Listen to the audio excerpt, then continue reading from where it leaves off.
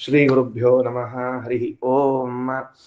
ಪ್ರಾಣಾದೇರೀಶಿತಾರಂ ಪರಮಸುಖನಿಧಿಂ ಸರ್ವದೋಷವ್ಯಪೇತಂ ಸರ್ವಾಂತಸ್ಥಂ ಸುಪೂರ್ಣಂ ಪ್ರಕೃತಿಪತಿಮಜಂ ಸರ್ವಬಾಹ್ಯಂ ಸುನಿತ್ಯಂ ಸರ್ವಜ್ಞಂ ಸರ್ವಶಕ್ತಿಂ ಸುರಮುನಿಮನುಜಾದ್ಯೈಃ ಸದಾ ಸೇವ್ಯಮಾನಂ ವಿಷ್ಣುಂ ವಂದೇ ಸದಾಹಂ ಸಕಲಜಗದನಾದ್ಯಂತ ಮಾನಂದದಂ ತಂ. ಶ್ರೀ ಗುರುಭ್ಯೋ ನಮಃ. ನೋಡ್ರಿ, ಮೊದಲು ಭಾಷ್ಯ ಓದೋಣಂತಲ್ಲಿದೊಂದು ಚೂರು, ಆಮೇಲೆ ಉಪನಿಷತ್ ಓದೋಣಂತ. ಏನಾಯ್ತು? ದಕ್ಷಿಣಾಕ್ಷಿ ಸ್ಥಿತಂ ವಾಯುಂ ಸಪ್ತದೇವ ಉಪಾಸತೆ. ಅಲ್ಲಿ ಭಾಷ್ಯ ನಡೆದಿತ್ತು ನಿನ್ನೆ ದಿವಸ. ಬಲಗಣ್ಣಿನಲ್ಲಿ ಇರುವ, ದಕ್ಷಿಣ ಅಕ್ಷಿ ಅಂದ್ರೆ ಬಲಗಣ್ಣು, ಸ್ಥಿತ ಅಂದ್ರೆ ಇರುವ, ವಾಯುಂ ಅಂದ್ರೆ ವಾಯುದೇವರನ್ನು, ಸಪ್ತದೇವಾಹ 7 ದೇವತೆಗಳು. ಯಾರವರು 7 ದೇವತೆಗಳು ಅಂದ್ರೆ ಕೆಳಗಿನ ಸಾಲಿನಲ್ಲಿ ಸದಾಶಿವ ಪುರಸ್ಸರಾಹ ಸಪ್ತದೇವಾಹ, ರುದ್ರದೇವರೇ ಮೊದಲಾದ 7 ದೇವತೆಗಳು. ಅಂದ್ರ 8ನೇ ದೇವತೆ ಒಬ್ಬರಿದ್ದಾರೆ, ಅವ್ರನ್ನ ಮುಂದೆ ಹೇಳೋರಿದ್ದಾರೆ. ಅಂದ್ರೆ ಅವ್ರು ಕೆಳಗಿನವರಿಲ್ಲ, ಈ 7ಕ್ಕಿಂತ ಮೇಲ್ನವರಿದ್ದಾರೆ. ಅದಕ್ಕೆ ಅವ್ರನ್ನ ಬಿಟ್ಟು ಸಪ್ತದೇವಾಹ 7 ದೇವತೆಗಳು ಹೀಗೆ ಉಪಾಸನೆಯನ್ನ ಮಾಡ್ತಾರೆ.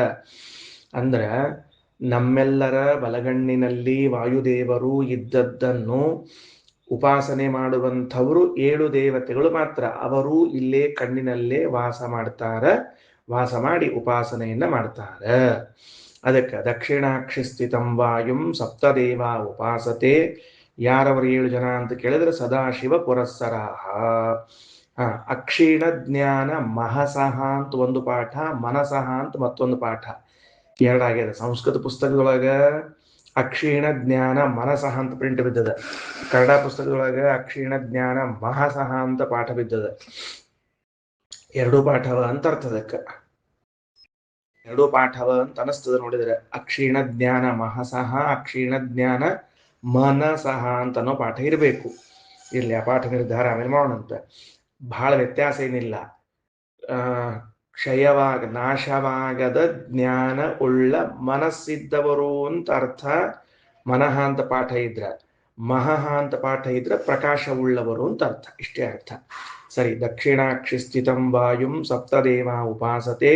ಅಕ್ಷೀಣ ಜ್ಞಾನ ಮಹಸಃ ಸದಾಶಿವ ಪುರಸ್ಸರಾಹ ಉಪಾಸ್ಯಮಾನಂ ತೈರ್ದೇವೈಃ ಮೋಕ್ಷಾರ್ಥಂ ವಾಯುಮೀಶ್ವರಂ. ತೈಃ ದೇವೈಃ, ಆ ದೇವತೆಗಳಿಂದ. ಯಾರು ಹಿಂದೆ ಹೇಳಲ್ಪಟ್ಟ 7 ಜನ ದೇವತೆಗಳಿದ್ದಾರೆ, ಅವ್ರು ಯಾರು ಅಂತ ಮುಂದೆ ಬರ್ತಾರ. 7 ಮಂದಿ ಹೆಸರು ಹೇಳ್ಯಾರ. ಯಾರು 7 ಜನರು ಬಲಗಣ್ಣಿನಲ್ಲಿ ವಾಸ ಮಾಡುವ ಗೋವತ್ಸ ರೂಪದಲ್ಲಿರುವ ವಾಯುದೇವರನ್ನ ಉಪಾಸನೆ ಮಾಡ್ತಾರೋ ಅವರ ಹೆಸರುಗಳನ್ನು ಹೇಳಲಾಗಿದೆ. ಅವರು ಯಾಕೆ ಉಪಾಸನೆ ಮಾಡ್ತಾರೆ ವಾಯುದೇವರನ್ನ ಅಂದ್ರೆ ಮೋಕ್ಷಾರ್ಥಂ ವಾಯುಂ ಈಶ್ವರಂ, ಮೋಕ್ಷಕ್ಕಾಗಿ ವಾಯುದೇವರ ಉಪಾಸನೆಯನ್ನ ಮಾಡ್ತಾರ ಅಂತ ತಿಳ್ಕೊಳ್ರಿ. ಅಲ್ಲೊಂದು ಪ್ರಶ್ನೆ ಮಾಡಿಕೊಳ್ಬೇಕು ನಾವೀಗ. ಏನು? ಅಲ್ಲ, ಮೋಕ್ಷಕ್ಕಾಗಿ ಮಾಡ್ತಾರ ಅಂತಂದ್ರೆ ಮೋಕ್ಷಕ್ಕಾಗಿ ವಾಸ್ತವಿಕವಾಗಿ ಎಲ್ಲಿ ಮಾಡ್ಬೇಕಪ್ಪ ಅದನ್ನ?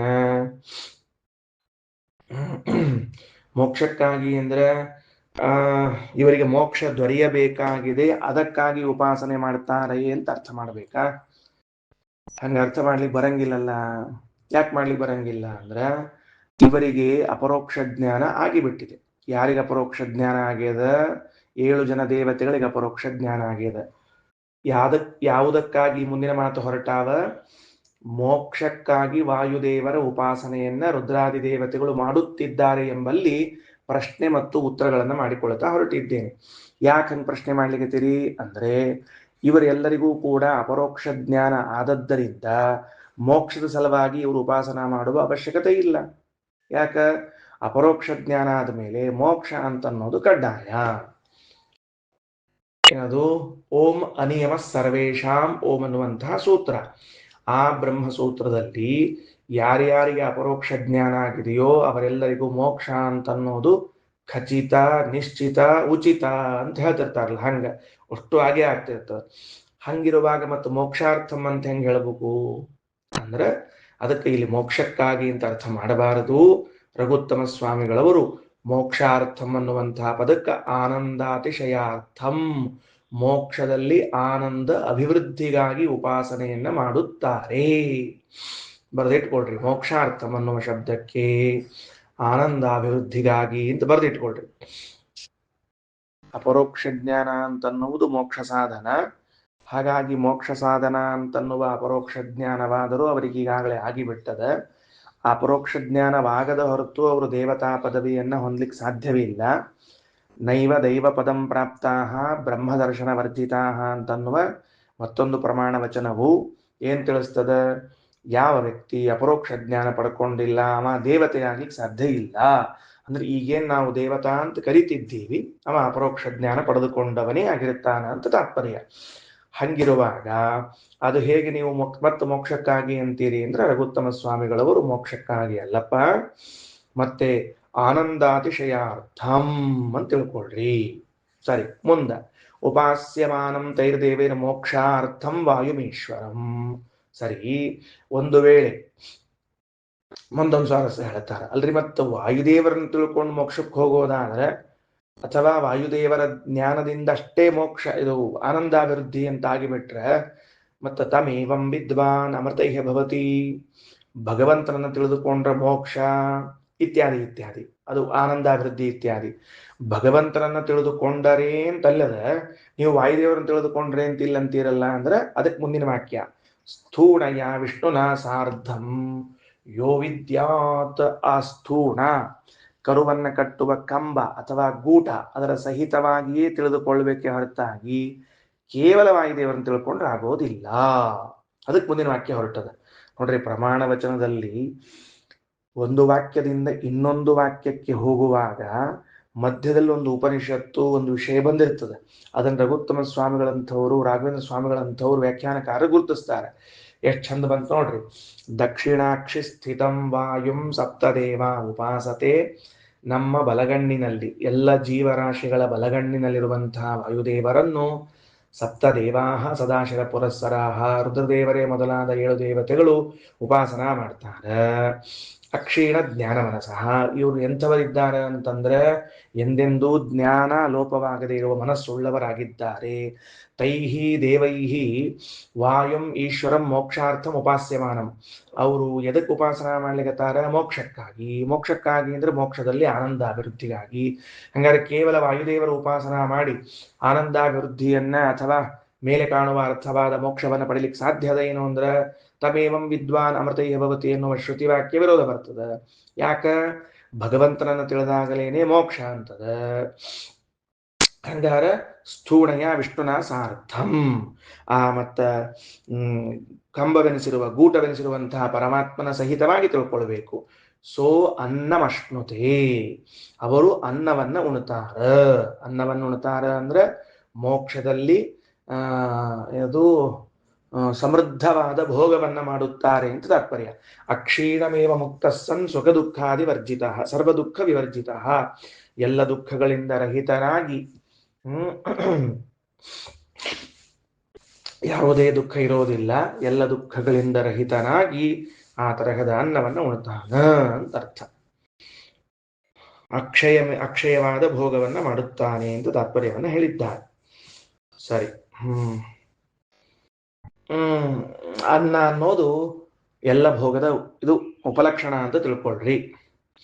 ಸರಿನಾ? ಇದಿಷ್ಟು ಭಾಷ್ಯ ಓದಿದ್ವಿ. ಈಗ ಏನ್ ಬರಬೇಕು? ಮೇಲಿನ ಉಪನಿಷತ್ತಿಗೆ ಬರಬೇಕು. ಉಪನಿಷತ್ತು ಬರ್ರಿ. ಹೌದು, ಈ ಕಣ್ಣಿನಲ್ಲಿ ಕುಳಿತುಕೊಂಡು ರುದ್ರದೇವರೇ ಮೊದಲಾದ 7 ದೇವತೆಗಳು ಉಪಾಸನಾ ಮಾಡ್ತಾರ ಅಂತ ಅನ್ಲಿಗತ್ತೀರಿ. ಹಾಗಾದರೆ ಅವರು ಯಾರು 7 ಜನ? ಎಲ್ಲಿದ್ದಾರೆ ಕಣ್ಣಿನಲ್ಲಿ? 7 ಭಾಗ ಬೇಕಲ್ಲ.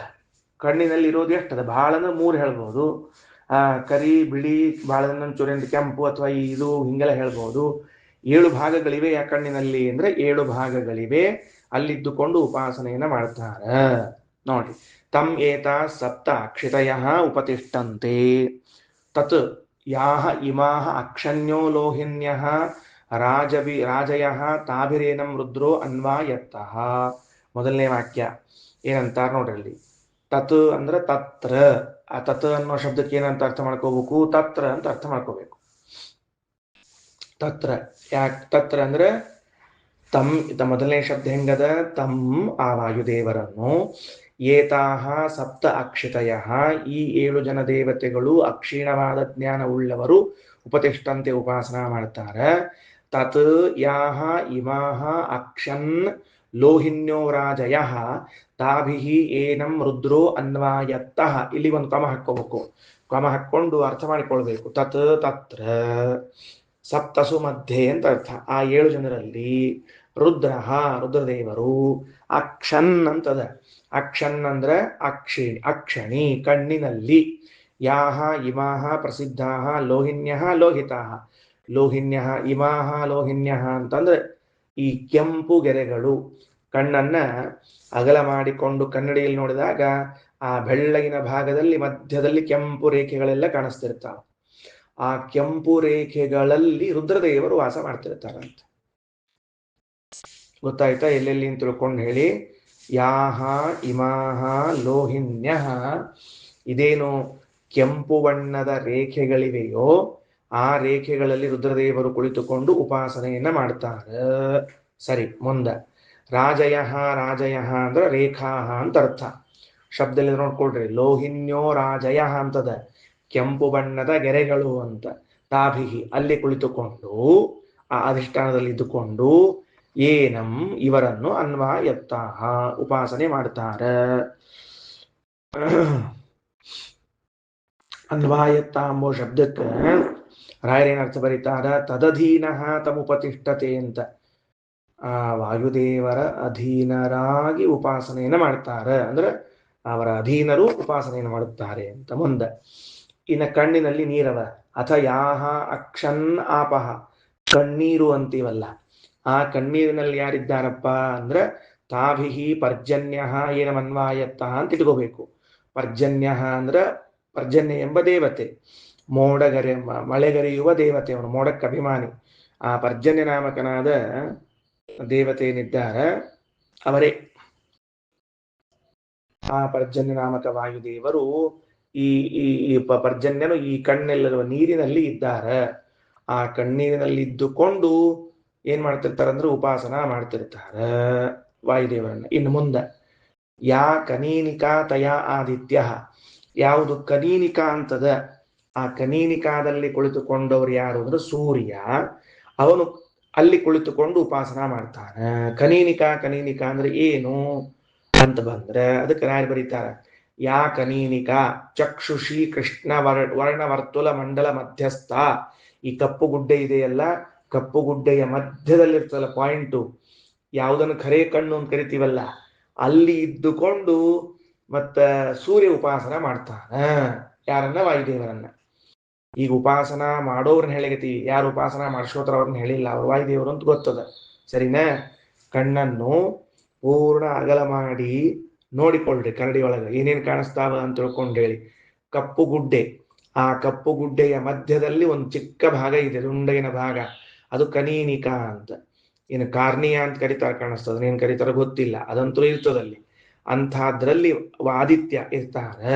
ಇನ್ನು ಮುಂದೆ ಯತ್ ಕೃಷ್ಣಂ ತೇನ ಅಗ್ನಿ, ಆ ಕಪ್ಪು ಭಾಗ ಇದೆಯಲ್ಲ ಅಲ್ಲಿ ಅಗ್ನಿ ಕೂತಿರ್ತಾನ. ಯತ್ ಶುಕ್ಲಂ ತೇನ ಇಂದ್ರ, ಅಲ್ಲೇನು ಬೆಳ್ಳಗಿನ ಭಾಗ ಅದ ಅದರಲ್ಲಿ ಇಂದ್ರ ಇದ್ದಾರ. ಇನ್ನ ಅಧರಯಾವರ್ತನ್ಯ ಚಕ್ಷುರ್ಗತ ಉದಕಾದಿ ನಿರ್ಗಮನಾದಿ ಮಾತ್ರೇಣ ತಾಮಧಿಷ್ಠಾಯ. ನೋಡ್ರಿ, ಕಣ್ಣು ನೀರು ತಳಗೆ ಹರಿತದ. ಅಧರ ಏನಂ ವರ್ತನ್ಯ ಪೃಥ್ವಿ ಅನ್ವಾಯತ್ತ. ಕಣ್ಣೀರು ತೆಳಗಿನ ಮಾರ್ಗವಾಗಿ ಬರ್ತಿರ್ತಲ್ಲ, ಹಿಂಗ ಆ ತೆಳಗಿನ ಮಾರ್ಗವಾಗಿ ಬರುವಂತಹ ಭಾಗದಲ್ಲಿ ಧರಾದೇವಿ ಕುಳಿತುಕೊಂಡು ಉಪಾಸನಾ ಮಾಡ್ತಾಳ. ಸರಿನಾ? ಇನ್ನ ದೇವ್ಹು ಉತ್ತರಯ, ದ್ಯುಲೋಕಾಭಿಮಾನಿಯಾಗಿರುವಂಥವಳು ಯಾರಿದ್ದಾಳ?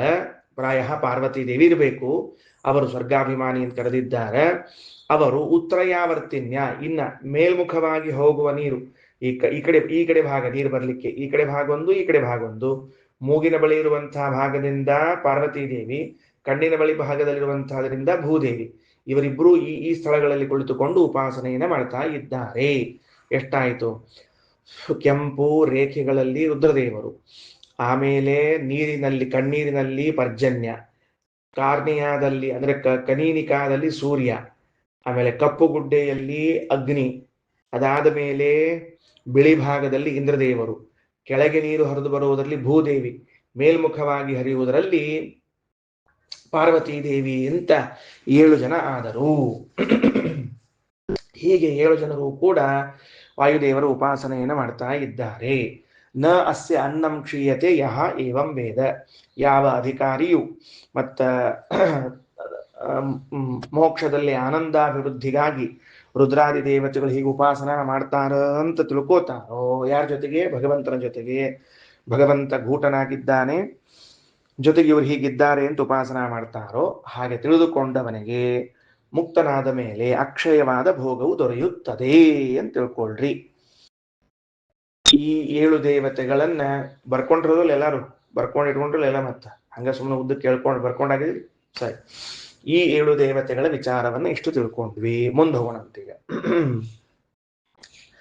ನನಗೇನ್ ಅನಿಸ್ತದ, ಬೇರೆ ದೇವತೆಗಳ ಹೆಸರು ಹೇಳಿಲ್ಲ ಆದ್ದರಿಂದ ಇದು ಈ 7 ದೇವತೆಗಳಿಗೆ ಮಾತ್ರ ಉಪಾಸನೆಗೆ ವಿಹಿತವಾದದ್ದೇನೋ ಅಂತ ಅನಿಸ್ತದ. ಇವರು 7 ಜನರಿಗೆ ಉಪಾಸನಾಗಿ ವಿಹಿತ ಅಂತ ಅನಿಸ್ತದ, ಉಳಿದವರಿಗೆ ಇದು ವಿಹಿತ ಅಲ್ಲ.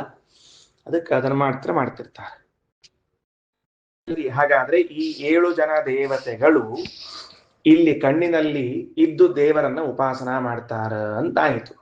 ಹಾಗಾದ್ರೆ ಒಂದು ಆಲೋಚನೆ ಮಾಡ್ರಿ. ಸಾಮಾನ್ಯವಾಗಿ ನಾವೆಲ್ಲ ಏನಂತ ತಿಳ್ಕೊಂಡಿರ್ತೀವಿ ಅಂದ್ರೆ, ಜಾಗೃತ ಅವಸ್ಥೆ ಬಂದ ಕೂಡಲೇ ಕಣ್ಣಿನಲ್ಲಿ ವಿಶ್ವನಾಮಕನಾದ ಪರಮಾತ್ಮನಿದ್ದಾನೆ ಅಂತ ಇಷ್ಟು ಅನುಸಂಧಾನ ಸಾಮಾನ್ಯ ಪ್ರವಚನ ಕೇಳಿದಾಗ ಅಷ್ಟು ನೆನಪಾಗ್ತಿರ್ತದೆ.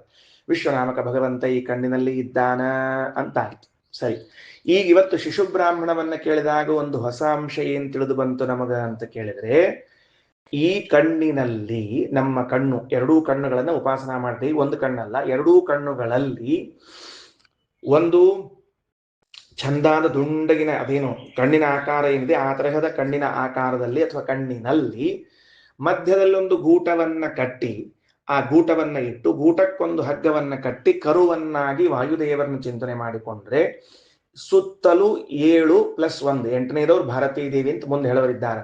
ಈ 8 ಜನರು ಸೇರಿಕೊಂಡು ವಾಯುದೇವರ ಉಪಾಸನೆಯನ್ನ ಮಾಡ್ತಾ ಇರ್ತಾರೆ. ಆ ಕಂಬ ಅಂದ್ರೆ ಪ್ರದ್ಯುಮ್ನ ಪರಮಾತ್ಮ, ಹಗ್ಗ ಅಂದ್ರೆ ಮಹಾಲಕ್ಷ್ಮೀ ದೇವಿ, ಆ ಹಗ್ಗಕ್ಕೆ ಕಟ್ಟಿದ ಗೋವತ್ಸ ಅಂದ್ರೆ ಕರುವಿನ ರೂಪದಲ್ಲಿ ಇದ್ದವರು ಅಂದ್ರೆ ವಾಯುದೇವರು. ಇವರನ್ನ ಉಪಾಸನ ಮಾಡ್ತಿರ್ತಾರ. ಇದು ಕಣ್ಣಿನಲ್ಲಿ ನಡೆಯುವಂತಹ ಕೆಲಸ. ಈ 8 ಜನ ದೇವತೆಗಳು ಯಾರ್ಯಾರು ಅಂತ ಕೇಳಿದ್ರೆ, ರುದ್ರದೇವರು, ಇಂದ್ರದೇವರು, ತಾರತಮ್ಯ ಪ್ರಕಾರ ಹೋಗೋದಷ್ಟ. ರುದ್ರದೇವರು, ಇಂದ್ರದೇವರು, ಆಮೇಲೆ ರುದ್ರದೇವರು, ಪಾರ್ವತೀ ದೇವಿ, ಇಂದ್ರದೇವರು, ಪರ್ಜನ್ಯ, ಆಮೇಲೆ ಅಗ್ನಿ, ಧರಾದೇವಿ, ಇವರೆಲ್ಲರೂ ಕೂಡ ತಾರತಮ್ಯೋಕ್ತವಾಗಿ ಉಪಾಸನೆಯನ್ನ ಮಾಡ್ತಾ ಇರ್ತಾರೆ.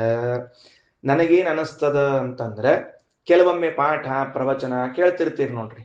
ಕೆಲವೊಮ್ಮೆ ಕೇಳ್ತಿರ್ತೀರಿ ಅಂದ್ರೆ ಅದು ಕೆಲವೊಮ್ಮೆ ಎಂಬುದು ಕೇಳ್ತಿರ್ತೀರಿ ಎಂಬುದಕ್ಕೆ ವಿಶೇಷಣ ಅಲ್ಲ. ಕೇಳುವಾಗ ಕೆಲವೊಮ್ಮೆ ಹಿಂಗ ಅರ್ಥ ಬೇಕು.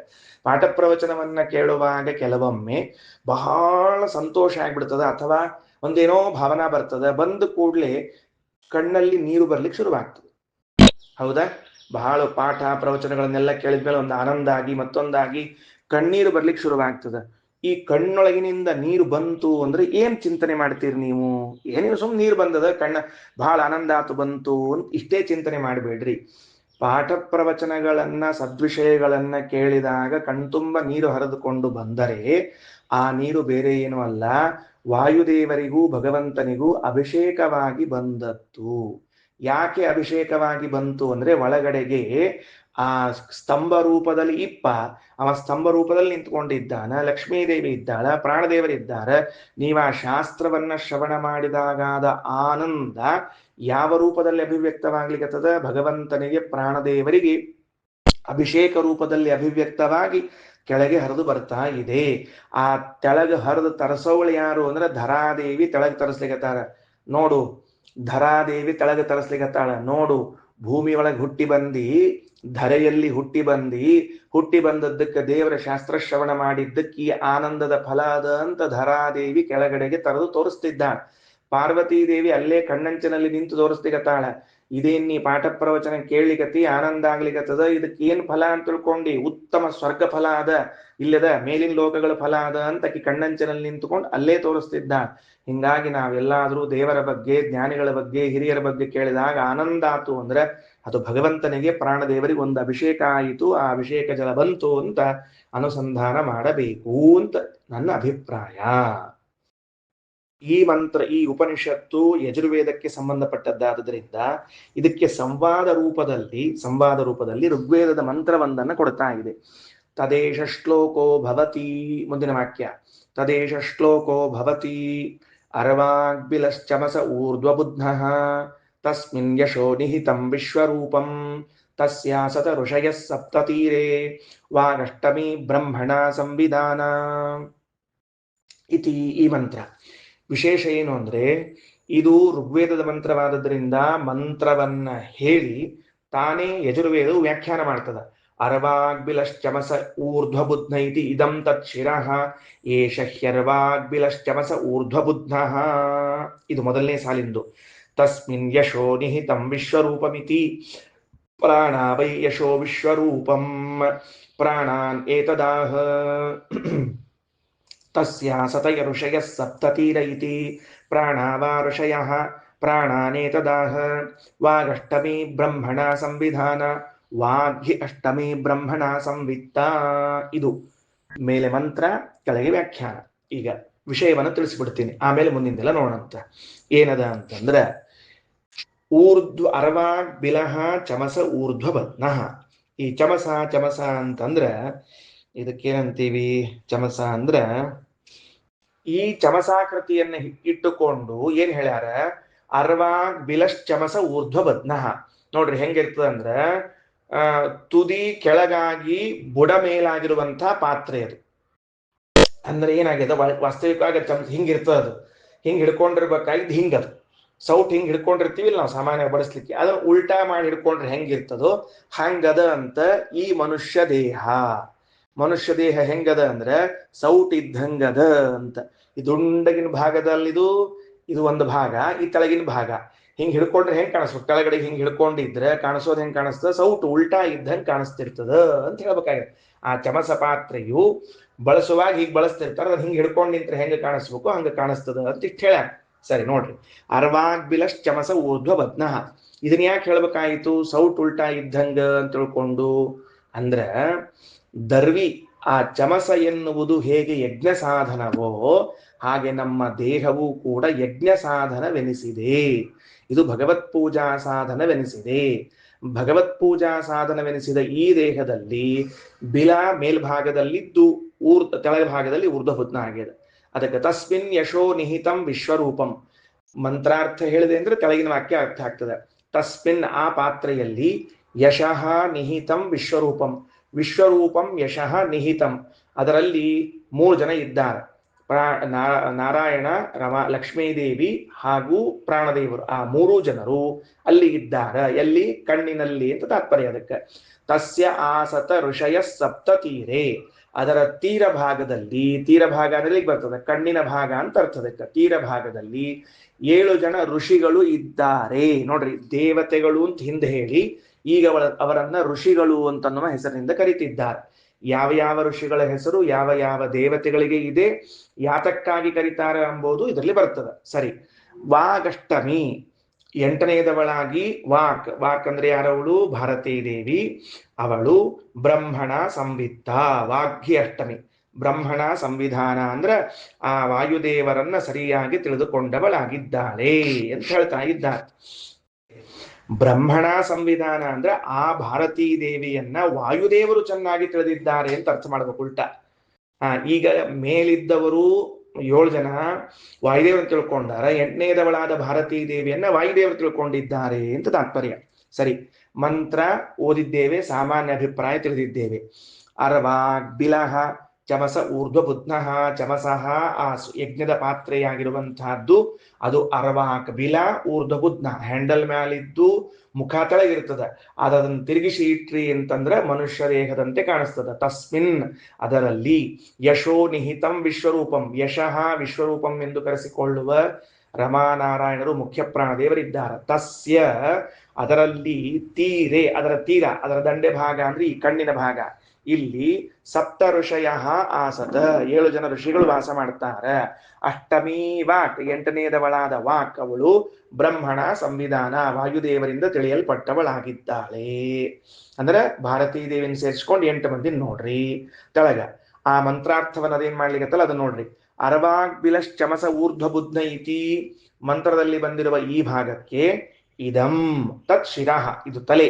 ಏಷ ಹಿ ಅರ್ವಾಗ್ಬಿಲಶ್ಚಮಸ ಊರ್ಧ್ವ ಬುದ್ಧ, ಇದೇನಾಗಿದೆ, ತೆಳಗ ಬಿಲ ಮೇಲೆ ಹೊಟ್ಟೆ ಇರುವಂತಹದ್ದು, ತೆಳಗ ತಲಿ ಮೇಲೆ ಹೊಟ್ಟೆ ಇರುವಂತಹದ್ದು ಯಾವುದು, ಸಾಮಾನ್ಯವಾದ ಯಜ್ಞ ಪಾತ್ರೆ. ದೇಹ ಹೆಂಗದ ಹಿಂಗ್ ಉಲ್ಟಾದ, ಇಷ್ಟು ತಿಳ್ಕೊಳ್ರಿ. ತಸ್ಮಿನ್ ಯಶೋ ನಿಹಿತಂ ವಿಶ್ವರೂಪಂ, ಆ ಪಾತ್ರೆಯಲ್ಲಿ ಯಶೋ ನಿಹಿತಂ ವಿಶ್ವರೂಪಂ ಅಂದ್ರೆ ಪ್ರಾಣಾವೈ ಯಶಃ ವಿಶ್ವರೂಪಂ ಅಂತ ಕರೆದಿದ್ದಾರೆ. ಅದಕ್ಕೆ ಅರ್ಥವನ್ನ ಭಾಷ್ಯದಲ್ಲಿ ಕೊಡ್ತಾರೆ ಶ್ರೀಮದಾಚಾರ್ಯರು. ತೆಳಗ ಭಾಷ್ಯ ನೋಡ್ರಿ. ವಿಶ್ವರೂಪಂ ಯಶಶ್ಚೇತಿ ನಾಮ್ನಾ ವಿಷ್ಣು ರಮಾ ಸ್ಥಿತ. ವಿಶ್ವರೂಪ ಅನ್ನುವ ಯಶಸ್ಸು ಎಂಬುವ ಹೆಸರಿನಿಂದ ವಿಷ್ಣು, ರಮಾ ಅಂದ್ರೆ ಭಗವಂತ, ಲಕ್ಷ್ಮೀದೇವಿ, ವಾಯುಶ್ಚ ವಾಯುದೇವರು, ಸಂಸ್ಥಿತ ನಿತ್ಯಂ ಅದರಲ್ಲಿ ಇದ್ದಾರೆ. ಎಲ್ಲಿ, ಸರ್ವೇಶಾಂ ದಕ್ಷಿಣಾಕ್ಷಿಗಾಹ, ಎಲ್ಲರ ಬಲಗಣ್ಣಿನಲ್ಲಿ ಇದ್ದಾರೆ. ಅಲ್ರಿ ವಿಶ್ವರೂಪ ಮತ್ತು ಯಶಃ ಎಂಬ ಶಬ್ದಕ್ಕೆ ಅರ್ಥ ಹೇಳ್ರಿ. ಸುಮ್ನೆ ಅದನ್ನೇ ಹೇಳ್ತಿದ್ದೀರಲ್ಲ ಅಂದ್ರೆ ತಗೊಳ್ರಿ. ಪೂರ್ಣತ್ವಾತ್ ವಿಶ್ವತಾ ವಿಷ್ಣೋಹೋ, ವಿಶ್ವರೂಪ, ವಿಶ್ವರೂಪ ಅಂದ್ರೆ ಪೂರ್ಣನಾದದ್ದರಿಂದ ಭಗವಂತನಿಗೆ ವಿಶ್ವರೂಪ ಎಂದು ಕರೆಯುತ್ತಾರೆ. ಸರಿನಾ? ಅಲ್ಲಿ ಮತ್ತೆ ವಿಶ್ವರೂಪ ಅಂತ ಲಕ್ಷ್ಮೀದೇವಿಗೂ ಬರ್ತದೇನು ಅಂದ್ರೆ ಹೌದು, ಲಕ್ಷ್ಮೀದೇವಿಗೂ ವಿಶ್ವರೂಪ ಅಂತ. ಮತ್ತೆ ಇಬ್ರಿಬ್ರು ಪೂರ್ಣ ಆಗ್ತಾರಲ್ಲ, ಅವಾಗ ಆಗ್ಲಿ ಏನ್ ತಪ್ಪಾತು. ಭಗವಂತ ಎಲ್ಲರಿಗಿಂತಲೂ ಪೂರ್ಣ, ಲಕ್ಷ್ಮೀದೇವಿ ಸ್ತ್ರೀಯರಲ್ಲಿ ಪೂರ್ಣರಾಗಿದ್ದಾಳೆ. ರಮಾಯಾಹ ಸ್ತ್ರೀಷು ಪೂರ್ಣತಃ, ಲಕ್ಷ್ಮೀದೇವಿಯು ಸ್ತ್ರೀಯರೆಲ್ಲರಿಗಿಂತಲೂ ಪೂರ್ಣರಾಗಿದ್ದಾಳೆ. ಸರಿ. ಮತ್ತು ವಿಶ್ವರೂಪ ಅಂತನ್ನೋ ಶಬ್ದ ವಾಯುದೇವರನ್ನ ಹೇಳ್ತದೇನು ಅಂದ್ರೆ ಹೌದು, ವಾಯುದೇವರು ಹೆಂಗ್ ಪೂರ್ಣ ಆಗ್ಬೇಕು ಅಂದ್ರೆ ಜೀವೇಶು ಪೂರ್ಣತ್ವಾತ್, ಜೀವರಲ್ಲಿ ಪೂರ್ಣರಾಗಿದ್ದಾರೆ. ಹಾಗಾದರೆ ಸೌಟಿನ ಆಕೃತಿಯಲ್ಲಿರುವ ಈ ದೇಹದ ಮೇಲ್ಭಾಗದಲ್ಲಿ ಬಿಲವೆನಿಸಿ ಕರೆಸಿಕೊಂಡಿರುವಂತಹ ತಲೆಯಲ್ಲಿ, ಅಲ್ಲಿಯೂ ತೀರವೆನಿಸಿಕೊಂಡಿರುವಂತಹ ಕಣ್ಣಿನಲ್ಲಿ ವಿಶ್ವರೂಪನೆನಿಸಿರುವಂತಹ ಪೂರ್ಣನಾದ ಭಗವಂತ, ವಿಶ್ವರೂಪಳೆನಿಸಿರುವ ಸ್ತ್ರೀಯರಲ್ಲೇ ಪೂರ್ಣನಾದ ಲಕ್ಷ್ಮೀದೇವಿ, ಜೀವರಲ್ಲಿ ಪೂರ್ಣರೆನಿಸಿರುವಂತಹ ವಾಯುದೇವರೂ ಇದ್ದಾರೆ. ವಾಯೋರ್ಜೀವೇಶು ಪೂರ್ಣತ್ವಾತ್, ಜೀವರಾಶಿಗಳಲ್ಲಿ ಪೂರ್ಣ ಯಾರು? ವಾಯುದೇವರು, ಅವರಿದ್ದಾರೆ. ಯಶಃ ಅಂತದ, ಯಶಃ ಅಂದ್ರೆ ಏನು? ಯ ಪ್ಲಸ್ ಶ, ಜ್ಞಾನ ಸುಖಾತ್ಮಕ ಅಂತ ಅರ್ಥ. ನೋಡ್ರಿ, ಯಶಃ ಅನ್ನುವ ಶಬ್ದಕ್ಕೆ ಜ್ಞಾನ ಮತ್ತು ಸುಖರೂಪರು ಅಂತ ಅರ್ಥ ಬರಿತಾ ಇದ್ದಾರೆ. ಹಂಗೆ ತಿಳ್ಕೋಬೇಕು. ಏನಂತ ತಿಳ್ಕೋಬೇಕು? ಯಶಃ ಅನ್ನೋ ಶಬ್ದಕ್ಕೆ ಜ್ಞಾನ ಮತ್ತು ಸುಖರೂಪದವರು ಅಂತ ತಿಳ್ಕೋಬೇಕು. ಸರಿ.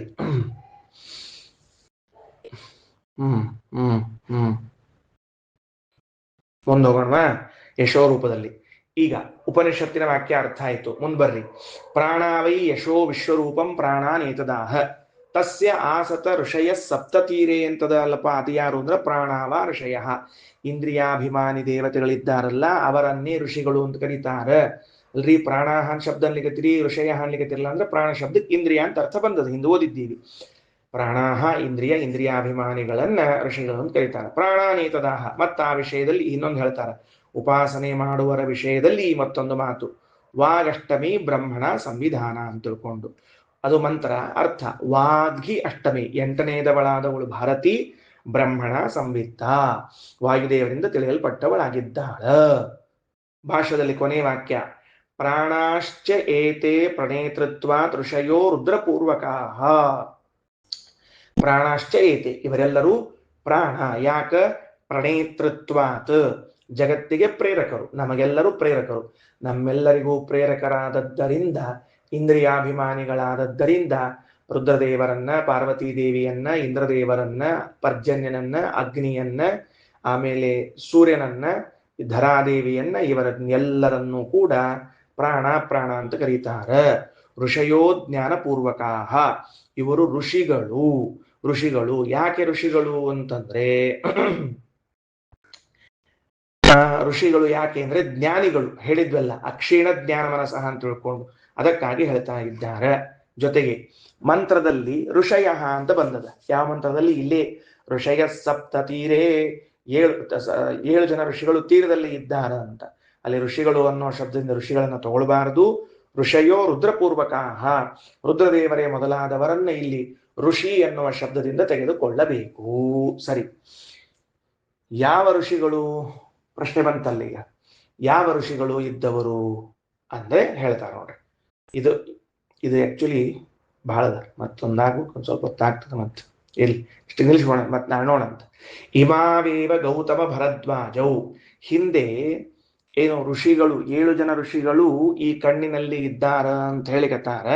ಅವ್ರು ಯಾರಪ್ಪ ಅಂದ್ರ ಇವರೇ ಗೌತಮ ಭರದ್ವಾಜರು. ಗೌತಮ ಅಂದ್ರೆ ಯಾರು, ಭರದ್ವಾಜ ಅಂದ್ರೆ ಯಾರು, ವಿಶ್ವಾಮಿತ್ರ, ಜಮದಗ್ನಿ, ವಸಿಷ್ಠ, ಕಶ್ಯಪ, ಅತ್ರಿ, ಇಷ್ಟು ಮಂದಿ ಇದ್ದಾರ ಅಂತ ಹೇಳಿಕತ್ತಾರ. ಹೆಸರು ನೋಡ್ಕೊಂಡ್ಬಿಡ್ರಿ, ಬೇರೆ ಯಾರಲ್ಲ. ಗೌತಮ, ಭರದ್ವಾಜ, ವಿಶ್ವಾಮಿತ್ರ, ಜಮದಗ್ನಿ, ವಸಿಷ್ಠ, ಕಶ್ಯಪ, ಅತ್ರಿ ಎನ್ನುವ 7 ಜನ ಋಷಿಗಳಿದ್ದಾರೆ ಅಂತ. ಆದರೆ ಕಣ್ಣಿನಲ್ಲಿ ಯಾವ ಋಷಿಗಳು ಇರ್ಲಿಕ್ಕೂ ಅವಕಾಶವಿಲ್ಲವಾದದ್ದರಿಂದಾಗಿ ಆ ಋಷಿಗಳ ಹೆಸರಿನಿಂದ ಕರೆಸಿಕೊಳ್ಳುವರು ದೇವತೆಗಳು. ಈ ಮೇಲೆ ಹೇಳಿದ 7 ಜನ ದೇವತೆಗಳೇ ಏನ್ ಕರೆಸ್ಕೋತಾರ, ಈ ಕಣ್ಣಿನಲ್ಲಿ ಇದ್ದ ಋಷಿಗಳು ಎಂಬ ಹೆಸರಿನಿಂದ ಕರೆಸಿಕೊಳ್ತಾರ. ಸರಿಯಾ? ನೋಡ್ರಿ, ಯಾರು 7 ಜನ ಇದ್ದಾರೆ ಹೇಳ್ಬಿಡ್ರಿ ಅಂದ್ರ, ಇಮಾಮೇವ ಗೌತಮ ಭರದ್ವಾಜೌ, ಇವರೇ ಗೌತಮ ಭರದ್ವಾಜ ಅಂತಿಬ್ರು. ಅಯಮೇವ ಗೌತಮ ಅಯಂ ಭರದ್ವಾಜ, ಇವರೇ ಗೌತಮ ಇವರೇ ಭರದ್ವಾಜ. ಇಮಾಮೇವ ವಿಶ್ವಾಮಿತ್ರ ಜಮದಗ್ನಿ, ಇವರೇ ವಿಶ್ವಾಮಿತ್ರ ಇವರೇ ಜಮದಗ್ನಿಗಳು. ಅಯಮೇವ ಹಿ ವಿಶ್ವಾಮಿತ್ರ ಅಯಂ ಜಮದಗ್ನಿ. ಇಮಾಮೇವ ವಸಿಷ್ಠ ಕಶ್ಯಪೌ, ಇವರೇ ವಸಿಷ್ಠ ಕಶ್ಯಪರು. ಅಯಮೇವ ವಸಿಷ್ಠ ಅಯಂ ಕಶ್ಯಪ. ವಾಗೇವ ಅತ್ರಿ ವಾಚಾಹಿ ಅನ್ನಮದ್ಯತೆ, ವಾಕ್ ಅನ್ನುವಳೆ ಅತ್ರಿ ಋಷಿಗಳು. ಯಾಕ? ವಾಚಾಹಿ ಅನ್ನಮದ್ಯತೆ, ಆ ವಾಗಭಿಮಾನಿಯಾದ ಭಾರತೀ ದೇವಿಯಿಂದಲೇ ಅನ್ನವು ತಿನ್ನಲ್ಪಡ್ತದ. ಅತ್ತಿರ್ಹವೈ ನಾಮ ಏತದ್ ಯದ್ ಅತ್ರಿ ರೀತಿ. ಅತ್ತಿ ಅಂತದ, ಅತ್ರಿ ಅಂತಿರಲ್ಲ ಅಂದ್ರೆ ಅತ್ರಿ ಅತ್ತಿ ಎರಡು ಒಂದೇ ಅಭಿಪ್ರಾಯ. ಸರ್ವಸ್ಯ ಏತಸ್ಯ ಅತ್ತಾ ಭವತಿ, ಸರ್ವಮಸ್ಯ ಅನ್ನಂ ಭವತಿ. ಇವನಿಗೆ ಯಾರು ಹೀಗೆ ತಿಳಿದುಕೊಳ್ಳುತ್ತಾನೋ ಅವನಿಗೆ ಮತ್ತೆ ತನಗೆ ಯೋಗ್ಯತಾನುಸಾರವಾಗಿ ಎಲ್ಲವೂ ಭೋಗ್ಯ ವಸ್ತು ಆಗ್ತದ, ಎಲ್ಲವನ್ನು ಭೋಗ ಮಾಡ್ತಾನ ಅಂತ ಏವಂ ವೇದ ಅಂತ ಹೇಳಿ ಮುಗಿಸಿದ್ದಾರೆ. ಈಗ ತಗೊಳ್ಳಿ ಕೆಳಗಡೆಗೆ. ಗೌತಮ ಅನ್ನುವ ಋಷಿ ಹೆಸರು ಹೇಳಿದ್ದೀರಿ. ಯಾರವರು ಗೌತಮರು ಅಂತಂದ್ರ, ಗೌತಮೋ ನಾಮ ರುದ್ರಸ್ತು ಸರ್ವಜ್ಞತ್ವಾತ್ ಪ್ರಕೀರ್ತಿತ. ಗೌತಮ ಗೌತಮ ಎನ್ನುವ ಹೆಸರು ಬೇರೆ ಯಾರಿಗಲ್ಲ, ರುದ್ರದೇವರಿಗೇನೆ ಗೌತಮ ಅಂತ ಕರಿಬೇಕು. ಯಾಕ? ಸರ್ವಜ್ಞರಾದದ್ದರಿಂದ ಗೌತಮ ಅಂತ ಕರಿತೀವಿ. ಏನಂಗಂದ್ರ ಸರ್ವಜ್ಞರಾದದ್ದು ಗೌತಮ ಅಂತ ಕರಿತೀವಿ ಅಂದ್ರೆ ಸುಮ್ನೆ ಹೆಂಗ್ ಕರೀಲಿಕ್ಕೆ ಬರ್ತದ ಅಂತಂದ್ರ, ಅದಕ್ಕೆ ರಘುತ್ತಮ ಸ್ವಾಮಿಗಳವರು ಹಾಗೂ ಮತ್ತ ರಾಯರು ಇಬ್ಬರು ಕೂಡ ಏನ್ ಬರೀತಾರ ಮಂತ್ರಾಲಯ ಸ್ವಾಮಿಗಳವರು ಅಂದ್ರೆ, ಗೌತಮ ಅಂತದ ಅಲ್ಲ, ಅದರಲ್ಲಿ ಸಂಸ್ಕೃತದಲ್ಲಿ ಗೋ ಪ್ಲಸ್ ತಮ ಅಂತ ಬಿಡಿಸ್ಕೋಬೇಕು. ಗೋ ಗೋ ಅಂದ್ರ ಜ್ಞಾನ, ತಮ ಅಂದ್ರ ಅಲ್ಟಿಮೇಟ್ ಲಾಸ್ಟ್. ಗೋತಮ ಅಂದ್ರ ಜ್ಞಾನ ಅತಿಶಯ, ಅತಿಶಯವಾದ ಜ್ಞಾನ ಅಂದ್ರ ಸರ್ವಜ್ಞತ್ವ. ಆ ಸರ್ವಜ್ಞತ್ವ ಉಳ್ಳವರಾದದ್ದರಿಂದ ರುದ್ರದೇವರಿಗೆ ಏನ್ ಹೆಸರದ ಅಂದ್ರ ಗೌತಮ ಗೌತಮ ಅಂತ ಕರೀತಾರ. ಸರಿನಾ? ಅಂದ್ರ ಬೃಹದಾರಣ್ಯಕ ಉಪನಿಷತ್ತು ಸ್ವತಃ ತಾನು ಹೇಳುವಾಗ ಕಣ್ಣಿನಲ್ಲಿ 7 ಜನ ದೇವತೆಗಳಿದ್ದಾರೆ ಅಂತ ಹೇಳಿ ಮುಗಿಸ್ಬಿಡ್ತು. ತನ್ನ ಮಾತಿಗೆ ಸಂವಾದಿಯಾಗಿ ಋಗ್ವೇದದ ಮಂತ್ರವನ್ನ ಯಾವುದನ್ನ ಕೊಡ್ತು, ಅರ್ವಾಗ್ಬಿಲಶ್ಚಮಸ ಊರ್ಧ್ವ ಬುದ್ಧಃ ಅನ್ನೋ ಮಾತನ್ನ ಕೊಟ್ಟಾಗ ಆ ಕಣ್ಣಿನಲ್ಲಿ 7 ಜನ ಋಷಿಗಳು ವಾಸ ಮಾಡ್ತಾರೆ ಅಂತ ಬಂದ್ಬಿಡ್ತು. ಯಜುರ್ವೇದವೇ ನೀನು ದೇವತೆಗಳು ವಾಸ ಮಾಡ್ತಾರೆ ಅಂತ ಹೇಳ್ತಿದ್ದಿ, ಋಗ್ವೇದವು ಋಷಿಗಳನ್ನ ಹೇಳ್ತಾ ಇದೆ. ಹಾಗಾದ್ರೆ ನಿನ್ನ ಮಾತಿಗೂ ಋಗ್ವೇದದ ಮಾತಿಗೂ ವಿರೋಧ ಬಂತಲ್ಲ ಅಂತಂದ್ರೆ, ಆಗ ಯಜುರ್ವೇದವು ಋಗ್ವೇದದ ಮಾತಿಗೆ ವಿವರಣೆಯನ್ನು ಕೊಡ್ತಾ ಇದೆ. ಯಾರು 7 ಜನ ಋಷಿಗಳು ಅಂದ್ರೆ, ಮೊದಲನೇದಾಗಿ ಗೌತಮ, ಭರದ್ವಾಜ, ವಿಶ್ವಾಮಿತ್ರ, ಜಮದಗ್ನಿ, ಕಶ್ಯಪ, ವಸಿಷ್ಠ, ಅತ್ರಿ ಅಂತ ತಿಳಿದುಕೊಂಡು ಆ 7 ಜನರ ಹೆಸರನ್ನ ಹೊರಗೆ ಹಾಕಿತು. ಹೌದು, ಮತ್ತೆ 7 ಜನ ಋಷಿಗಳಾದರೂ 7 ಜನ ದೇವತೆಗಳಾದರೂ 14 ಜನ ಇದ್ದಾರೇನು ಅಂದ್ರೆ ಅಲ್ಲ. ಈ 7 ಜನ ದೇವತೆಗಳಿಗೇನೆ 7 ಋಷಿಗಳ ಹೆಸರಿದೆ. ರುದ್ರದೇವರೇನಿದ್ದಾರೆ, ಕೆಂಪು ಕಣ್ಣಿನಲ್ಲಿರುವ ಕೆಂಪು ರೇಖೆಗಳಲ್ಲಿ ಅವರಿಗೆ ಗೌತಮ ಅಂತ ಹೆಸರು. ನೋಡ್ರಿ, ವೇದ ಎಲ್ಲಾದರೂ ಗೌತಮ ಅನ್ನೋ ಹೆಸರಿನಿಂದ ಸ್ತೋತ್ರ ಮಾಡ್ತಿತ್ತು ಅಂದ್ರೆ ನಾವು ಗೌತಮ ಋಷಿಗಳು ಅಂತ ತಿಳಿದುಕೊಳ್ಳುವುದರ ಜೊತೆಗೆ ರುದ್ರದೇವರ ಸ್ತೋತ್ರ ಆಗ್ತಾ ಇದೆ ಅಂತ ತಿಳಿದುಕೊಳ್ಳಬೇಕು. ಯಾಕ ತಿಳಿಸಿಕೊಡ್ತದೆ. ಈಗ ಯಾಕೆ ಅವ್ರಿಗೆ ಗೌತಮ ಅಂತ ಕರೀತಾರ? ಶ್ರೀಮದಾಚಾರ್ಯ ವ್ಯಾಖ್ಯಾನ. ಗೌತಮೋ ನಾಮ ರುದ್ರಸ್ತು ಸರ್ವಜ್ಞತ್ವಾತ್ ಪ್ರಕೀರ್ತಿತ. ಅವರು ಸರ್ವಜ್ಞರಾದದ್ರಿಂದ ಗೌತಮ ಅಂತ ಕರೆಸ್ಕೊಳ್ತಾರ. ಭರದ್ವಾಜಸ್ತು, ಭರದ್ವಾಜ ಅಂತ ಹೆಸರಂತ ಯಾರಿಗೆ? ಪರ್ಜನ್ಯ ದೇವತೆ ಇದ್ದಾನಲ್ಲ ಅವನಿಗೆ ಭರದ್ವಾಜ. ಯಾಕ? ವಾಜಂ ಅನ್ನಂ ಭರೇದ್ಯತಃ ವೃಷ್ಟೈವ, ಮಳೆಯನ್ನ ಸುರಿಸುವ ಮೂಲಕವಾಗಿ ಪ್ರಜೆಗಳಿಗೆ ಅನ್ನವನ್ನು ನೀಡ್ತಾನಾದ್ದರಿಂದ ಭರದ್ವಾಜ ಅಂತ ಕರಿಬೇಕು. ಹೆಂಗ ಭರತ್ ಭರಣೆ ಮಾಡ್ತಾರ, ವಾಜ ಅನ್ನ ಅಲ್ರಿ. ಪರ್ಜನ್ಯನಿಗೂ ಅನ್ನಕ್ಕೇನು ಸಂಬಂಧ ಅಂದ್ರೆ ಮಳೆಯನ್ನ ಸುರಿಸುವ ಮೂಲಕವಾಗಿ ಅನ್ನವನ್ನ ನೀಡಿ ಪ್ರಜೆಗಳ ರಕ್ಷಣೆ ಮಾಡ್ತಾ ಇದರಿಂದ ಭರದ್ವಾಜ. ವಿಶ್ವಾಮಿತ್ರಾಖ್ಯ ಆದಿತ್ಯೋ ಯತ್ ಪ್ರಕಾಶನಾತ್ ವಿಶ್ವಂ ವಿಜ್ಞಾಪಯನ್ ನಿತ್ಯಂ. ವಿಶ್ವಾಮಿತ್ರ ಅಂತ ಹೆಸರು ಯಾರಿಗದ ಅಂತ ಕೇಳಿದ್ರೆ ಸೂರ್ಯನಿಗೆ ಇದೆ. ಅದೇನ್ರಿ ಸೂರ್ಯನಿಗೆ ಯಾಕೆ ವಿಶ್ವಾಮಿತ್ರ ಅಂತ ಕರೀತಾರ ಅಂದ್ರೆ ಆದಿತ್ಯ ಯಾಕೆ ವಿಶ್ವಾಮಿತ್ರ, ಯತ್ ಯಸ್ಮಾತ್ ಪ್ರಕಾಶನಾತ್ ವಿಶ್ವಂ, ಜಗತ್ತಿಗೆ ಬೆಳಕು ಕೊಡುವ ಮೂಲಕವಾಗಿ ವಿಜ್ಞಾಪಯತಿ ನಮಗೆ ಜಗತ್ತು ತಿಳಿಸಿಕೊಡ್ತಾನ. ಆದ್ರಿಂದ ನಾವೇನಾಗ್ಯಾನ ವಿಶ್ವಾಮಿತ್ರ ಅಂತ ಕರೆಸಿಕೊಳ್ತಾನ. ಹೆಂಗ್ ತಿಳ್ಕೋಬೇಕು ಶಬ್ದವನ್ನ, ಹೆಂಗ್ ತಿಳ್ಕೋಬೇಕು ಅದನ್ನ, ವಿಶ್ವಾಮಿತ್ರ ಅಂತ ತಿಳ್ಕೊಂಡು ತನ್ನ ಪ್ರಕಾಶದ ಮೂಲಕ ಜಗತ್ತನ್ನು ತಿಳಿಸಿಕೊಡ್ತಾನಾದ್ದರಿಂದ ವಿಶ್ವಾಮಿತ್ರ ಅಂತ ಕರಿತಕ್ಕದ್ದು.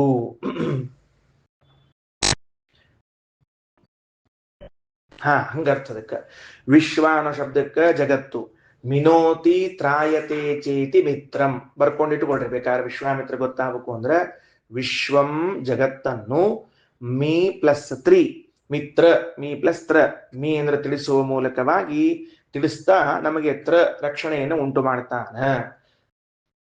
ವಿಶ್ವ ಜಗತ್ತು, ಈ ಜಗತ್ತಿಗೆ ಬೆಳಕು ಕೊಡ್ತಾನೆ ಮೊದಲು. ಅಂದ್ರೆ ಸೂರ್ಯೋದಯ ಆಯಿತು ಅಂದ್ರೆ ಬೆಳಕು ಬರ್ತದೆ, ಬೆಳಕು ಬಂತು ಅಂದ್ರೆ ಎಲ್ಲ ವಸ್ತುಗಳ ಜ್ಞಾನ ಆಗ್ತದೆ. ಎಲ್ಲ ವಸ್ತುಗಳ ಜ್ಞಾನ ಆದಾಗ ಎಲ್ಲಿ ಹೋಗ್ಬೇಕು, ಎಲ್ಲಿ ಹೋಗ್ಬಾರ್ದು, ಏನ್ ಮಾಡ್ಬೇಕು, ಏನ್ ಮಾಡಬಾರ್ದು ಅನ್ನೋದಾದ್ರಿಂದ ನಾವು ರಕ್ಷಣೆಗೆ ಒಳಗಾಗ್ತೀವಿ. ಆದ್ರಿಂದ ಸೂರ್ಯನನ್ನ ವಿಶ್ವಾಮಿತ್ರ ಅಂತ ಕರೆದಿದ್ದಾರೆ.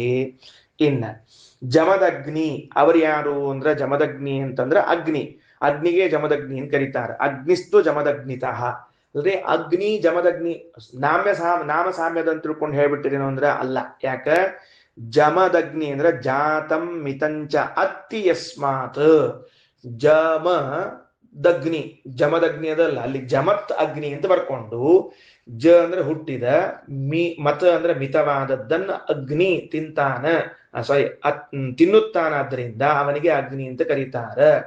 ಹೆಂಗ್ ಬರ್ಕೋಬೇಕು ಇದನ್ನ ಬರ್ಕೊಂಡಿಟ್ಕೊಳ್ರಿ. ಹೆಂಗ್ ಬರ್ಕೋಬೇಕು ನೋಡ್ಕೊಳ್ರಿ. ಜಮದಗ್ನಿ ಅಂತ ಹೆಸರು ಬರ್ಕೊಂಡು ಜ ಇಸ್ ಇಕ್ವಲ್ ಟು ಜಾತಂ, ಮ ಇಸ್ ಇಕ್ವಲ್ ಟು ಮಿತಂ, ಅಗ್ನಿ ಇಸ್ ಇಕ್ವಲ್ ಟು ಅತ್ತಿ. ಹುಟ್ಟಿದ ವಸ್ತುವನ್ನು ಮಿತವಾಗಿ ತಿನ್ನುತ್ತಾನಾದ್ರಿಂದ ಅವನಿಗೆ ಜಮದಗ್ನಿ ಅಂತ ಹೆಸರು ಅಗ್ನಿಗೆ. ಜಾತಂ ಮಿತಂಚಾತಿ ಯಸ್ಮಾತ್ ವಸಿಷ್ಠಾಖ್ಯಸ್ತು ವಾಸವಃ. ವಸಿಷ್ಠ ಶಬ್ದದಿಂದ ಯಾರನ್ನು ತಗೋಬೇಕು? ಇಂದ್ರದೇವರನ್ನ. ಯಾಕ ವಸತಾಮುತ್ತಮೋ ಯಸ್ಮಾತ್, ಈ ದೇವತೆಗಳ ಮಧ್ಯದಲ್ಲಿ, ಕೆಳಗಿನ ದೇವತೆಗಳ ಮಧ್ಯದಲ್ಲಿ ದೇಹದಲ್ಲಿ ವಾಸ ಮಾಡುವರಲ್ಲಿ ಉತ್ತಮನಾದದ್ದರಿಂದ ಅವನಿಗೆ ವಸಿಷ್ಠ. ವಸತಾಂ ಉತ್ತಮ ವಸಿಷ್ಠ ಅಂತ ಬರ್ಕೋಬೇಕು ಅದನ್ನ. ಪೃಥ್ವಿ ಕಶ್ಯಪ ನಾಮಿಕಾ, ಪೃಥ್ವಿಗೆ ಕಶ್ಯಪ ಅಂತ ಹೆಸರಂತ. ಭಾರಿ ಆಶ್ಚರ್ಯ. ಪೃಥ್ವಿಗೆ ಧರಾದೇವಿಗೆ ಕಶ್ಯಪ ಅಂತ ಹೆಸರದ. ಆಶ್ಚರ್ಯ ಏನ್ ಗೊತ್ತೇನು? ಅದಕ್ಕೆ ಕಾಶ್ಯಪಿ ಅಂತೂ ಹೆಸರದ ಪೃಥ್ವಿಗೆ. ಯಾಕ ಕೆಲವು ಕಾಲ ಧರಾದೇವಿ ಭೂಮಿಯನ್ನ ಬಿಟ್ಟು ಹೋಗಿದ್ದಿದ್ರ ಆಗ ಕಶ್ಯಪ ಋಷಿಗಳು ಭೂಮಿಯನ್ನು ಹಿಡ್ಕೊಂಡು ನಿಂತ್ಕೊಂಡಿದ್ರು ಅನ್ನೋದಕ್ಕಾಗಿ ಭೂಮಿಗೆ ಕಾಶ್ಯಪಿ ಅಂತ ಹೆಸರು ಬಂದದ. ಇರ್ಲಿ, ಪೃಥ್ವಿ ಕಶ್ಯಪಿ ನಾಮಕ. ಯಾಕ ಮೇಘವೃಷ್ಟಿಂ ಪಿಬೇದ್ಯತ್ ಕಂ ಶಯಾನೈವ ಹಿ ಸಾಯದ. ಕಂ ಅಂದ್ರೆ ನೀರು, ಶಯ ಅಂದ್ರೆ ಮಲಗಿರೋದು, ಪಿ ಅಂದ್ರೆ ಪಾನ ಮಾಡೋದು. ಭೂದೇವಿ ಕೆಳಗಡೆಗೆ ಎಲ್ಲಿ ಮಲಗಿದ್ದಾಳು ಅಂದ್ರೆ ಎಲ್ಲಿ ಇದ್ದಾಳೋ ಅಲ್ಲೇ ಮೇಲಿನಿಂದ ಮಳೆ ನೀರು ಬಿದ್ರೆ ಅಷ್ಟನ್ನೂ ಕುಡಿದು ಬಿಡ್ತಾಳಂತ. ಅದಕ್ಕೆ ಅವಳಿಗೆ ಕಶ್ಯಪಿ ಅಂತ ಕರೀತಾರ, ಅಥವಾ ಕಶ್ಯಪ ಅಂತ ಕರೀತಾರ. ಕಂ ಶ ಪ, ಕಂ ನೀರನ್ನು, ಶಯಾನ ಇದ್ದಲ್ಲೇನೆ ಪಾನ ಮಾಡ್ತಾಳಾದ್ರಿಂದ ಮೇಘವೃಷ್ಟಿಂ ಪಿಬೇದ್ಯಂ ಕಂ ಶಯಾನೈವ ಹಿ ಸಾಸದ. ದ್ಯೌಹು ಅತ್ರಿತಿ ಸಂಪ್ರೋಕ್ತ ತತ್ಸ್ಥೈಹಿ ಹುತ ಮಧ್ಯತೆ. ದ್ಯೌಹು ಏನದು ಸ್ವರ್ಗಲೋಕದಲ್ಲಿ ಇದ್ದವರು ಹೋಮ ಮಾಡಿದ್ದನ ತಿಂತಾಳಾದ್ದರಿಂದ ಅತ್ರಿ ಅಂತ ಪಾರ್ವತೀ ದೇವಿಗೆ ಹೆಸರು ಅಂತ ಬರದದ್ದು ರಘುತ್ತಮ ಸ್ವಾಮಿಗಳವರು, ಬೇರೆ ಇನ್ಯಾರಲ್ಲ. ಅಲ್ರಿ, ಸರಿ ಆಯ್ತು. ಈಗ ಅತ್ರಿ ಅಂತ ಅವಳ ಹೆಸರನ್ನ ಹೇಳಿದ್ರಿ. ಅತ್ತಿ ಅತ್ರಿ ಎರಡು ಒಂದೇ. ಪಾರ್ವತೀ ದೇವಿಗೆ ಅತ್ರಿ ಅಂತ ಹೆಸರದ. ಗೌತಮ ಅತ್ರಿ ಅಂತ ಎಲ್ಲರ ಶಬ್ದ ಬಂದ್ರ ವೇದದೊಳಗ ಶಿವ ಪಾರ್ವತಿಯರ ಬಗ್ಗೆ ಹೇಳ್ತಿದ್ದಾರ ಅಂತ ಇಟ್ಕೊಳ್ರಿ, ಮುಗಿದು ಹೋತು. ಯಾಕೆ ಅತ್ರಿ ಅಂದ್ರೆ ಸ್ವರ್ಗದಲ್ಲಿದ್ದು ದೇವತೆಗಳು ಏನನ್ನ ಹೋಮ ಮಾಡ್ತಾರೋ ಅದನ್ನೆಲ್ಲವನ್ನ ತಿನ್ನುತ್ತಾಳಾದ್ರಿಂದ ಅವಳಿಗೇನ್ ಕರೆದಿದ್ದಾರ? ಅತ್ತಿ ಅಂತ ಕರೆದಿದ್ದಾರ. ರೀ ಆಚಾರ, ಇಷ್ಟೊತ್ತು ಪುರಾಣ ಚಂದ ಹೇಳಿದ್ರಿ, ನಮ್ ಕೊನೆಗೊಂದು ಪ್ರಶ್ನೆ ಅದು ಹೇಳ್ಬಿಡ್ರಿ. ಏನು?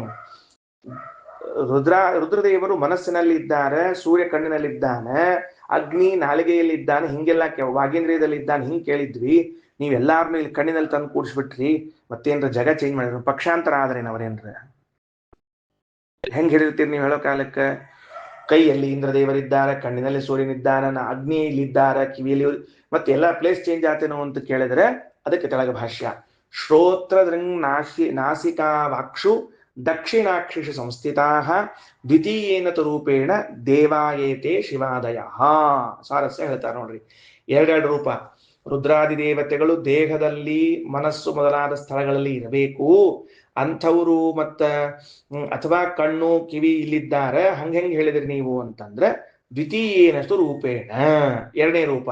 ಅಂದ್ರೆ ನಮ್ಮ ಒಂದ ದೇಹದಲ್ಲಿ ಎಲ್ಲಾ ಇಂದ್ರಿಯಗಳಿಗೆ ಅಭಿಮಾನಿಗಳಾಗಿ ಅವರವರಲ್ಲಿದ್ರು, ಬಲಗಣ್ಣಿನಲ್ಲಿ ಎರಡನೇ ರೂಪವನ್ನ ತೆಗೆದುಕೊಂಡು, ಬಲಗಣ್ಣಿನಲ್ಲಿ ಅಂದ್ರೆ ಎರಡೂ ಕಣ್ಣಿನಲ್ಲಿ, ವಿಶೇಷವಾಗಿ ಬಲಗಣ್ಣು ಅಂತ ಹೇಳ್ತಿರ್ತೀವಿ, ಎರಡೂ ಕಣ್ಣಿನಲ್ಲಿ ಇನ್ನೊಂದು ರೂಪವನ್ನ ತೆಗೆದುಕೊಂಡು ಉಪಾಸನ ಮಾಡ್ತಾ ಇರುತ್ತಾರೆ.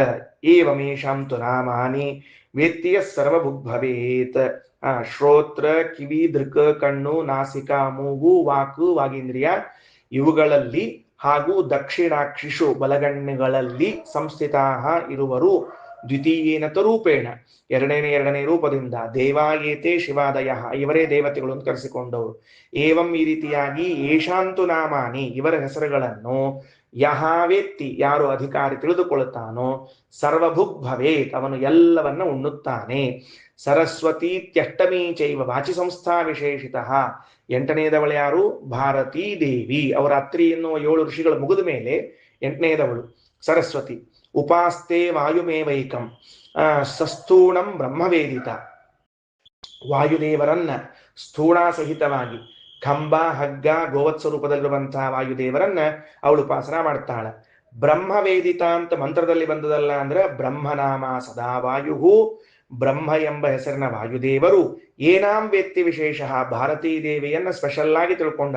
ಭಾರತೀ ದೇವಿ ಬಗ್ಗೆ ಉಳಿದವರಿಗೆ ಹೆಚ್ಚು ಜ್ಞಾನ ಇಲ್ಲ, ವಾಯುದೇವರಿಗೆ ಸ್ಪಷ್ಟವಾದ ಜ್ಞಾನ ಅದ. ಇತಿ ತಾಂ ಯೋ ವೇದ ಯೋ ವಿದ್ವಾನ್, ಈ ರೀತಿಯಾಗಿ ಆ ಭಾರತೀ ದೇವಿ ಬಗ್ಗೆ ಯಾರು ತಿಳ್ಕೋತಾರೋ ಅಥವಾ ವಾಯುದೇವರ ಬಗ್ಗೆ ತಿಳ್ಕೋತಾರೋ, ಸರ್ವಾತ್ಮ ಸ ಭವಿಷ್ಯತಿ, ಅವನು ತನ್ನ ಯೋಗ್ಯತಾನುಸಾರವಾಗಿ ಮೋಕ್ಷದಲ್ಲಿ ಎಲ್ಲವನ್ನೂ ಅನುಭವಿಸುತ್ತಾನೆ. ಇಲ್ಲಿಗೆ ಶಿಶುಬ್ರಾಹ್ಮಣ ಮುಕ್ತಾಯವಾಯಿತು. ಶ್ರೀಕೃಷ್ಣಾರ್ಪಣಮಸ್ತು.